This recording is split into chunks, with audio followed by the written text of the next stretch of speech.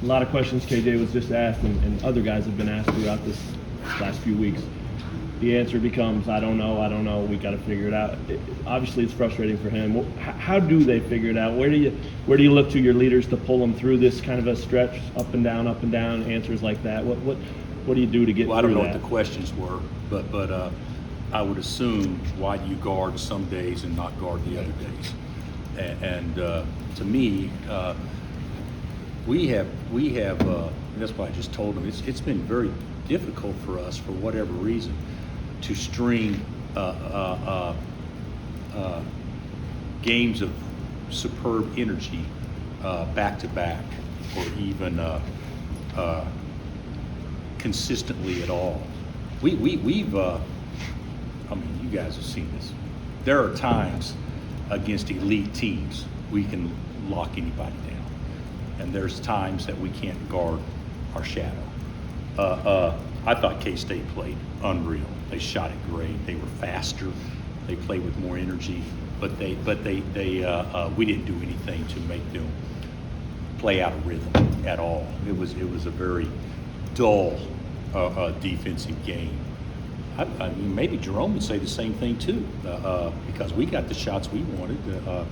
But I didn't think we played with energy defensively, and we're not quick enough to keep up with speed when you aren't turned up, and we weren't defensively turned up. Our offense actually come over here and score 73. I'd take that before the game starts and say, all right, let's see what happens. But obviously our defense wasn't up to par. Coach, I know it's not much in the history of the series, but 3 straight K-State over you. They seemed really confident coming in. They never got flustered. Just thought about that. Yeah, I don't think it has anything to do with 3 straight. I think it has a lot to do with they're playing their best ball of the season right now, and they won 5 in a row now, and they look good doing it too. Yeah, I think that they did play confidently. You know, that team out there today didn't look like a 12 and 11 team. I think that's what they are now. But the thing about it is, we didn't look like a top 20 team either. So it was. I think, give them credit, but the confidence I think was probably more directed from recent play, I would think, rather than anything else. Does K-State have the ability or the possibility of making the NCAA tournament in your mind? Yeah, I mean, God, everybody's got a possibility. Everybody plays in a tournament in Kansas City, so everybody's got a chance. But yeah, absolutely. They don't have much margin for error, I would think. But they play like that, then they're gonna have a chance to win a lot of games. Coach, it's the first time since the 1982-83 season that you guys have lost both at Mizzou and at K-State. What do you think has been the challenge for you guys this year in these sort of charged-up road environments? Well, first of all, it's a bullshit stat because, I don't know what happened from 82 to 2002. I have no idea.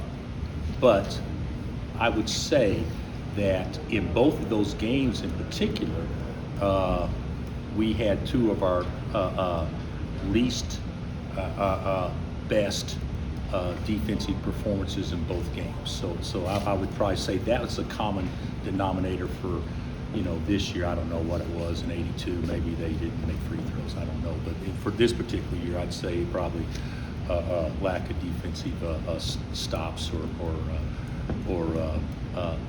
getting enough finishes as what we need to. Phil, as you guys enter the next couple stretch of games, what are you looking to see from this team? How much are you paying attention to the Big 12 races? How much what? Are you paying attention to the Big 12 races on the Well, I'll pay attention to the race. We're not in it to win it. We've got 5 losses now, so even if we were to win out, I don't think you're going to have 4 teams lose. 2 teams lose 4 times. So no, I don't. I'm not looking at it like that, but I am looking at it as not trying to minimize anything. The way the college world is today in basketball, it's the same way in football. The Big 12 conference race means a lot, but if you don't win in football, but if you don't win the conference game, you don't get the playoff. I mean, that's the way it was. It's not the same as it used to be. What we need to do is get better over the next month, and then hopefully play our best when the postseason rolls around. That's how I would look at it. DeJuan getting in the really foul trouble. How much do you think that impacted things for you guys defensively? I think it crushed us. I mean, and they were bad plays. I mean, they I didn't see the last one. They said he tripped him. Is that right? Said it wasn't with his hand, but it was with his foot, which may have been a good call. I'm not saying it wasn't. But the thing about it is, how do you put yourself in that position, being a 6-year senior? You know, that was tough. But yeah, playing without Juan, guys, is not good for us. We need him out there for some stability, without question. And you talked about the consistency of the highs and lows of efforts and guarding. Maybe you don't have the answer to it, but what do you think it will take to get to that point where it is a more consistent thing for you guys? I would say, honestly, maybe having a mindset that it's not a game day attitude, it's an everyday attitude. Because our practice is inconsistent as well when it comes to that also. So, and we're not talented enough that we can just show up and win off talent. So we got to be turned up and have to play a certain way. And now when we do that, we can play with anybody and beat anybody. But when we don't, it drops quite a bit. And you know, I mean, yesterday at practice, the same message was sent and we played today on that end exactly like we practiced yesterday. You already addressed it, but did it shock the team when Juan was out? I mean, did it set the tone for the whole day? Gary, I think it probably did, but to me, that's also a sign of not being very mentally tough if one thing can set the tone for the whole thing. So stuff you got to play through. And granted, we had to 6 at halftime, and then he makes an unbelievable shot to end the half. A shot that we actually defended very well. But I actually felt decent coming out of halftime, and we got wide open looks to start the second half and didn't make them. What about with DeJuan specifically, and how that affects his game? I mean, you mentioned a minute ago, 6-year senior.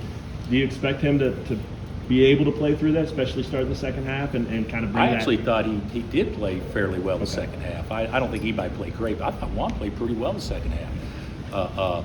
But it wasn't a situation where he could probably be as aggressive as he wanted to be.